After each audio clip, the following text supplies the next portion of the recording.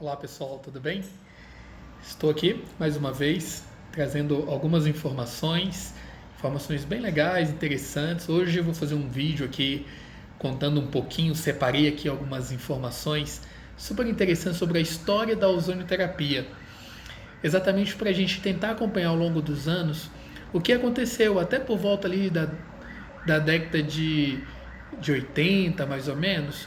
A história vem trazendo pontos super interessantes, super assim, importantes sobre a ozonioterapia, até para tentar explicar um pouquinho e tentar rebater um pouquinho o que muitos dizem, né? Que a ozonioterapia surgiu, não tem nada escrito, surgiu do nada, e não é bem assim. Existem relatos do uso da ozonioterapia na Primeira Guerra Mundial, na Segunda Guerra Mundial, no tratamento de feridas. Olha que interessante.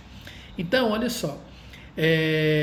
Se você gosta das minhas orientações, se você gosta dos vídeos que a gente posta, divulga lá o nosso Instagram. Lá no Instagram a gente posta muita coisa legal, muita coisa interessante sobre ozonioterapia, nutrição, porque nós trabalhamos com isso, com nutrição e terapias integrativas. Eu tenho certeza que você vai gostar muito, ok? Então o nosso Instagram é @nutriesportivo_eds, ok?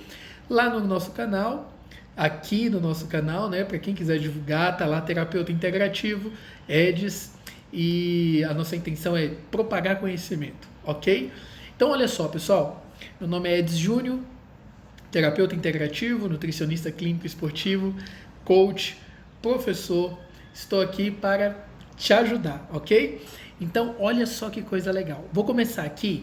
Eu separei aqui uma história que começa em 1935 sobre ozonioterapia. Olha que interessante, ó.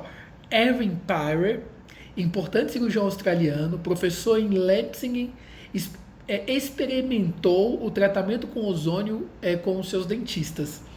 E ele apresentou uma publicação de 290 páginas intitulada O Tratamento com Ozônio na Cirurgia. Esse foi o início da ozonioterapia que conhecemos hoje, ok?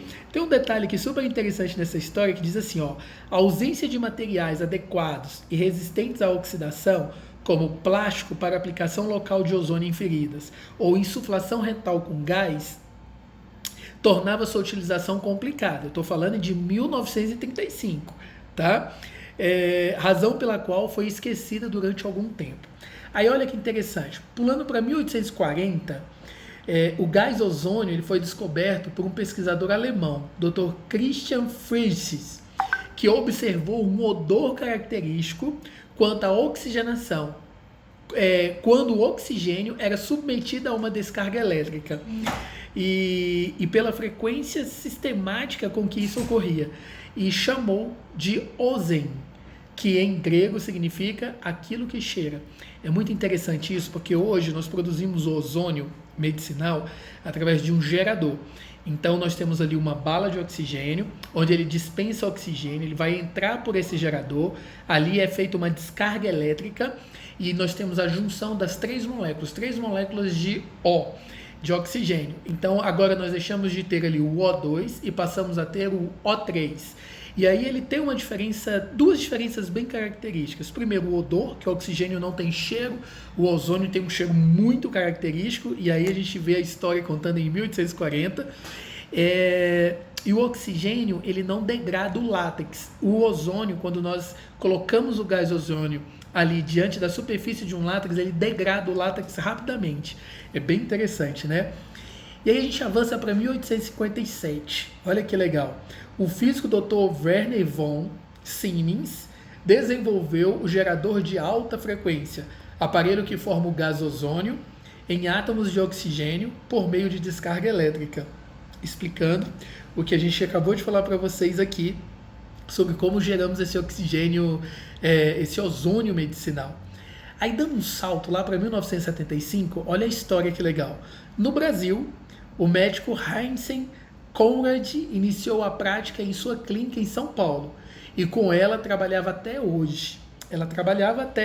Essa clínica trabalha até hoje com ozônio. Em meados dos anos 90, Dr. Edson de César Philippe falecido, introduziu a prática em Santa Catarina e difundiu a ozonioterapia em inúmeros cursos e congressos. Olha só, hein? Em 1975. Para você ter uma ideia, a gente tem aqui em São Paulo, né? A clínica em São Paulo, do Dr. Heinz, ela até hoje trabalha com ozônio. Nós temos aqui a introdução do ozônio, né, em congressos, em cursos, acontecendo, e acontece até hoje. A gente faz formação, capacitação de ozônio aqui no Brasil, fora do Brasil. Então as pessoas que falam assim, mas não tem embasamento. Tem muito artigo. Eu, por exemplo, desafio você que não acredita, entre aí agora. Não precisa ir muito, não. Vai no Google Acadêmico. Não gosto, vai na Bireme, no PubMed, digita lá, artigo ozonioterapia. Você vai descobrir que existe muita coisa escrita sobre ozônio. Em 1979, e aí eu vou fechar a história por aqui, olha que interessante, ó, Hans Hoff dedicou sua vida à pesquisa e à aplicação do ozônio. Em 1979, um ano antes de sua morte, ele publicou o seu livro, O Ozônio Medicinal, no qual apresenta sua pesquisa e prática médica do uso do ozônio. Ele fundou a Sociedade Médica Alemã de Ozônio, posteriormente renomeada Sociedade Médica para Aplicação Preventiva e Terapêutica do Ozônio. Então, pessoal, olha só, tem muita coisa. Vou parar aqui em 1979. A gente tem muita coisa para falar, né? Tem vários profissionais médicos que trabalham com ozônio no Brasil. Nós temos aí profissionais médicos que trabalham com ozônio fora do Brasil, profissionais extremamente capacitados, profissionais que estão publicando em capítulos de livros nos Estados Unidos, escrevendo artigos um atrás do outro.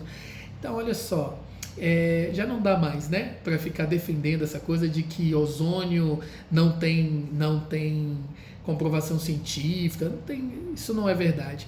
O Ministério da Saúde já reconhece o ozônio como uma terapia integrativa, os conselhos de odontologia, enfermagem, biomedicina, fisioterapia, veterinária, todos com regulamentações. Então, pessoal, vamos estudar um pouquinho mais, vamos ter uma atenção maior com o ozônio.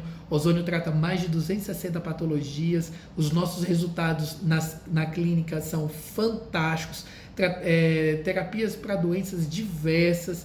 Quem me acompanha nas redes sociais sabe, a gente está sempre divulgando lá, seja de ação tópica, seja por ação sistêmica, seja para doenças não graves, doenças mais graves, doenças autoimunes. O ozônio ajuda muito nesses tratamentos.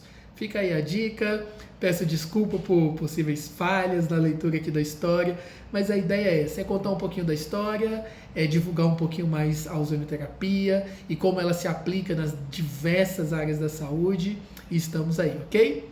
Beijo no seu coração, te espero lá, entra lá no Instagram, olha os posts, tem muita informação, muito artigo. Se você gosta, coloque aí o seu telefone, que a gente coloca lá nos grupos de WhatsApp que nós temos, onde nós divulgamos livros, artigos, posts diversos diariamente sobre essa ciência maravilhosa. Pessoal, fiquem com Deus, beijo no coração, até mais.